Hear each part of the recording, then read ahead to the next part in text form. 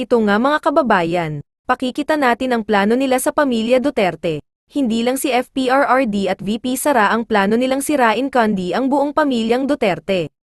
Nakikita natin, concerted and kumbaga, hindi lang iisa ang target nila. It is no longer just about VP Inday. It's about former President Rodrigo Duterte. It's about Kong Pulong. It's about Mayor Baste. It's about Davao and so on. Kasi they need to be able to erase the Duterte myth. Yun yung purpose nila sa lahat ng ito. Kung mapapansin natin ang mga nangyayari ngayon sa Davao sa mga Duterte isinisisi, kagaya ng pagbaha makikita natin ang masamang plano nila sa pamilya Duterte. Gusto nila burahin sa politika ang Duterte.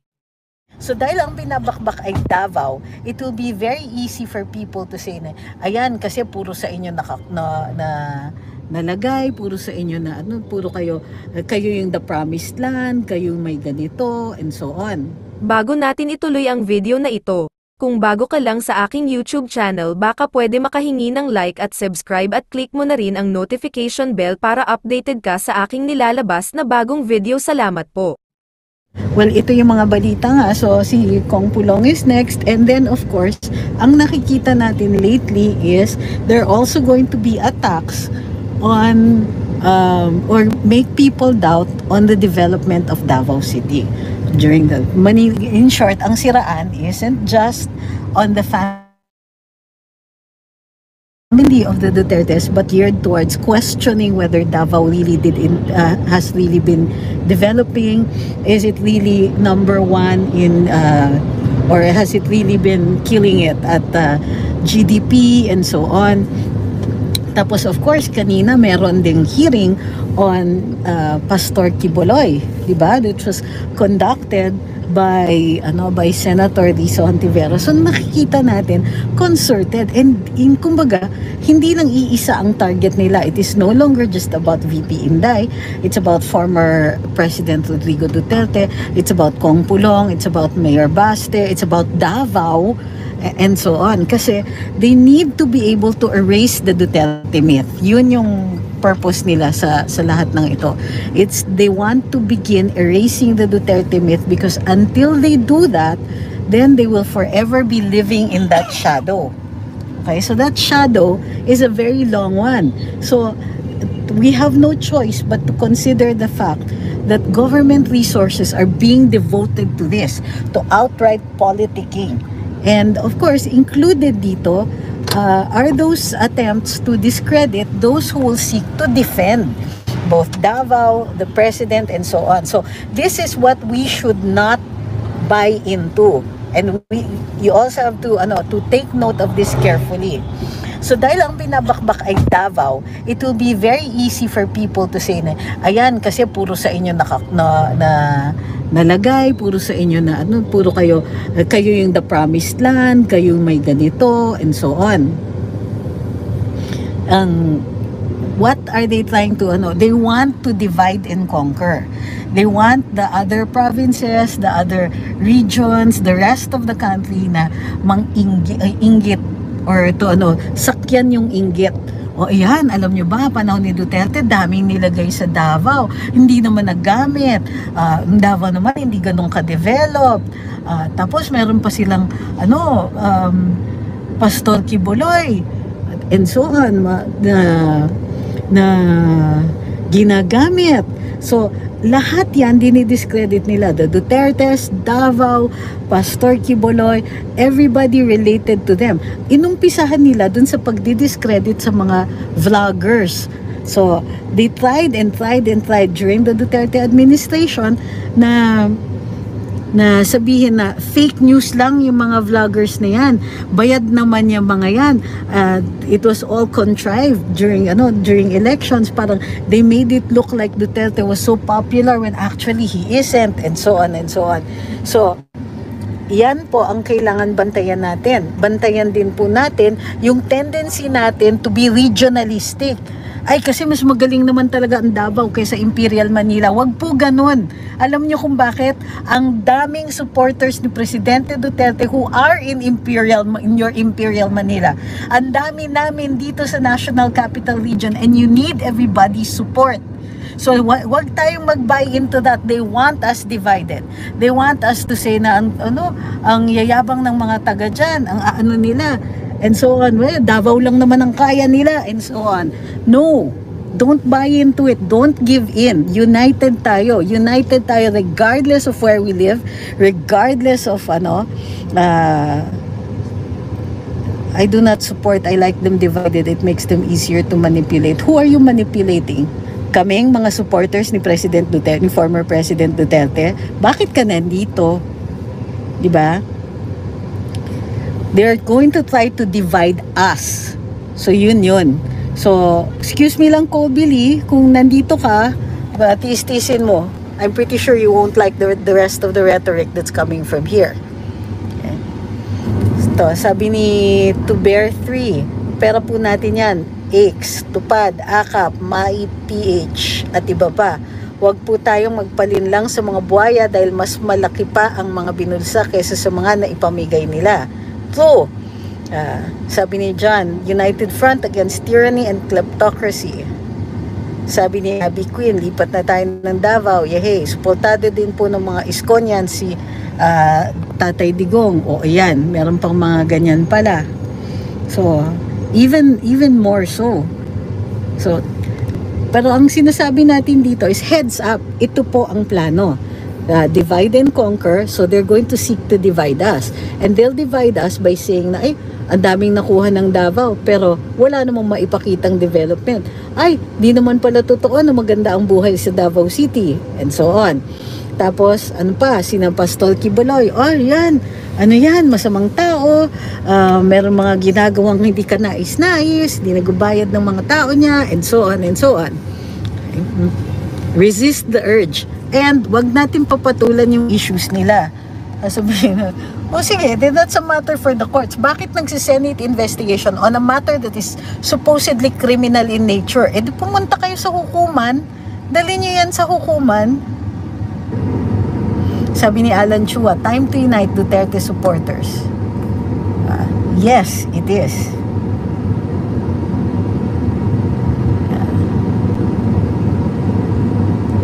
Sa lahat ng kaluminos, walang kwenta ngayon, kawawa mga mahihirap lalong naghihirap. Totoo yan.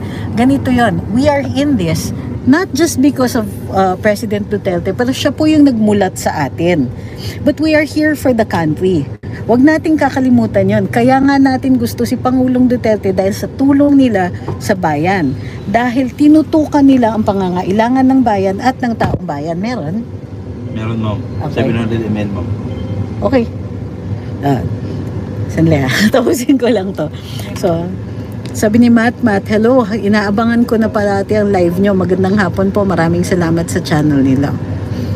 Sabi ni Abby Queen, kahit anong pang sabihin nila, Duterte pa rin kami. PRD is the best president ever.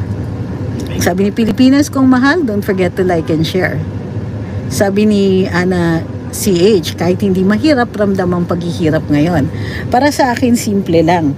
Yung ginagawa nila, they are using government time, they're using government resources para manira, at yung paninira na to ay simpleng politika lang, larong politika nila. Okay lang maglarong politika, huwag nilang gamitin yung pera ng bayan. Okay lang yung mga larong politika pero nagbe-benefit ang taong bayan. Hindi po pwedeng ganun. Sabi ni SP, hello Trinitix, it's Luzon, Visayas, Mindanao, ang supporters ni Tatay Digong. We need to be united. Pray for peace. Watching from Hong Kong. Sabi ni Bicolanong makulit, wag na po magpabudol ulit ha. Please, tama na po sa pagiging bobotante. Wag natin i-blame yung mga botante all the time ha. Kasi dun lang sa mga botante na nagbebenta ng boto nila. Pero wag natin i-blame yung iba kasi gawa yan ng hirap. Gawa yan ng kahirapan. Poverty ang driver niyan. Bukod pa dyan, there is a deliberate attempt on the part of some government officials talaga na mag-fail yung education system natin. Gusto nila tangayin taong bayan. Gusto nila na in general, maloloko-loko pa nila tayo. So, hindi nila talaga itataas yung antas ng edukasyon. No matter how hard Vice President Inday Sara works they will make sure she doesn't get sufficient funding, she doesn't get the kind of support that is necessary. As it is, sa dami ng achievements ni VP Inday, halos miracle worker na siya. Dahil hindi ganun kadali ang edukasyon. Bukod sa taong patong-patong na neglect, taong-taon na pinapasok ng kung ano-anong puwersa, ang dami-daming problema, ang daming hahabulin na infrastructure, ang daming hahabulin na kailangan na employees and so on, then it's not easy. Sabi ni Ma'am Estelia, salamat, lagi kang nagpapaliwanag, laking Davao, mahal ko ang mga Duterte pero nabudol. Alright. If no one resists, they will persist, driven by their extreme greed and selfish interest. Agree. So, dapat very vocal tayo about our resistance. Hindi natin tinatanggap itong paninira ninyo. Sasabihin ninyo na, hindi, kaban ng bayan, binabantayan. Kaban ng bayan, binantayan nyo ba? Saan nanggaling ang resources ninyo para mag-umpisa ng People's Initiative? Aber nga. Bakit ang mga barangay chieftains o barangay officials ang pinapaandar ninyo dyan? At huwag tayong maglukuhan kasi nahuhuli yung pagsisinungaling nila sa pagpupondo, pag-operate at saka sa paraan na kinukumbinsi nila yung mga taong magbigay ng mga signatures nila dyan sa People's Initiative. Iyon, sabi ni Ma'am Janet, super crowded at gulo-gulo daw sa airport habang nakapila sa immigration. Ano po ang dahilan nito? Kulang na naman ba ang nilagay natin ng mga immigration officials?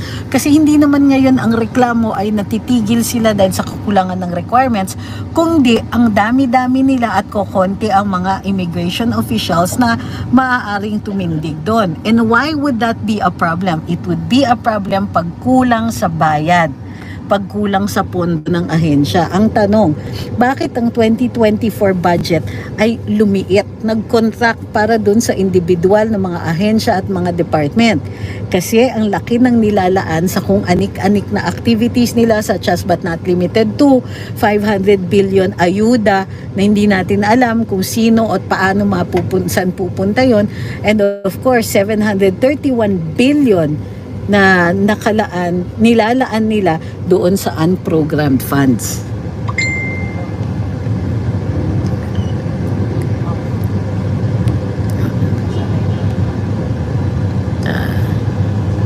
Tingnan ko.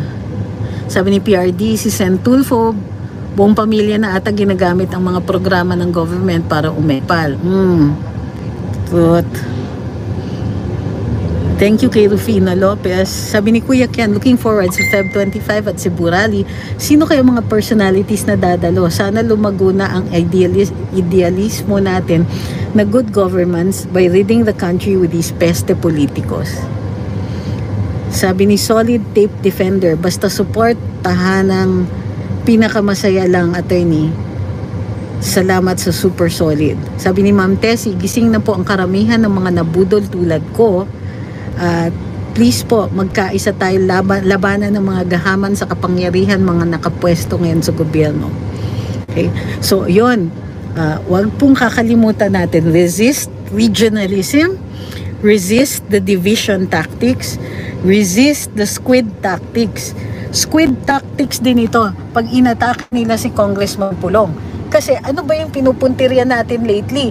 Yung People's Initiative kung saan maaaring makalusot sila sa pag-extend ng kanilang mga termino sa pagiging parliamentary against sa kagustuhan natin at against sa explanation natin.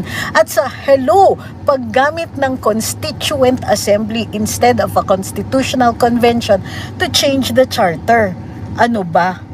Diba? Doon pa lang halatang-halata na wala talaga silang intensyon na kumonsulta sa taong bayan. Gagawa sila ng paraan para baguhin ang saligang batas nang sa gayon ay they can perpetuate themselves in power. So they will bring up all of these kasiraan. Maninira sila kay Kong Pulong, maninira sila kay Mayor Baste, kay dating Pangulong Duterte. Tuloy-tuloy pa rin. Pero ngayon isasama nila pati Davao City, pati si Pastor Quiboloy, lahat ng mga tinatawag nating innocent bystanders. Wala naman silang kinalaman dun sa pag-ungkat sa inyo. Ngayon, ginagantihan ninyo nang sa gayon mapagtakpan yung inyong People's Initiative, yung mga ayuda-ayuda ninyo na ginagamit ninyo para sa PI at kung ano-ano pa.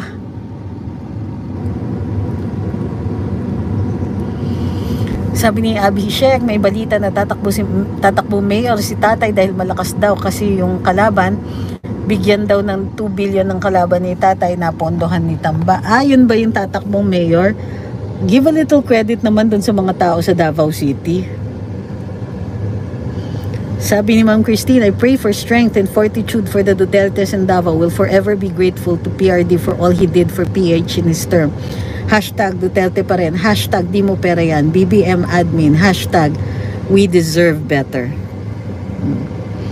Sabi ni Ma'am Carol, nabudol tayo. Alam niyo, tama rin yung sinasabi niyo parati. Yan, alam niyo kung bakit? Naasar sila eh. Ang saya, di ba? Sabi ni Mel B, pag hindi baba si BBM sa Malacanang, may kakaladkad sa kanya. Aroy. Okay, isa pa. Ito, strange coincidence. Just before mag-Senate hearing, the day before mag-Senate hearing, tungkol kay Pastor Kibuloy, na take down ang SMNI, ang SMNI social media nila. Can you imagine? Bakit nangyari yun? Paano nangyari nung na-take down sila? How is it possible na, what an amazing coincidence naman kung kailan magkakaroon ng Senate hearing tungkol kay Pastor Kibuloy, suddenly, ayan na naman, di ba? Biglang natanggal. So, paano yung defense nila? Paano yung coverage nila? Sabi ni Marlita Garcia, ayuda pantakip sa totoong mga problema ng bayan. Sabi ni Nicodemus, yung suporta ni BBM pababa ng pababa para sa mga marinero. Uy, nasa, ba kayo? Nasa, in open seas. Sabi ni Ma'am Melda, I keep praying, attorney, for you and our country para maipaglaban natin at magkaisang ating mga magkaisa ang ating karapatan. Although kami, senior na kami, nag-iisip kung ano kaya namin lumaban. Wow. Thank you, ma'am. Tumaas ang kilay ko, attorney, dun sa sinabi ng resource person nila na pumupunta daw si PRD at Inday Sara dun sa lugar ni Kibuloy. Oo nga, dun sa bundok daw. At may dala daw ng mga baril. Parang pilit nilang dinadawit ang mag-ama. Totoo yan. What an amazing coincidence. So kung may dala ng baril, kung lisensyado yan at may license to transport yan or to possess, then good luck. Saan kaya namin mapapanood ang maisog sa Cebu? Shucks, tingnan natin po. Hindi ko po alam. Sabi ni Sedge, I can still watch your SMNI interview sa YouTube here in the UK. Oh, you mean it's para dun sa mga nandito sa Pilipinas, nakikita niyo pa ba yung SMNI dito locally? Kasi it will tell us a lot kung dito lang siya hinaharang. Hi, sabi ni Eduardo Horquilla, hindi man ako makadalo sa Cebu. 101% ang suporta ko sa mga Duterte, ipaglaban ko siya.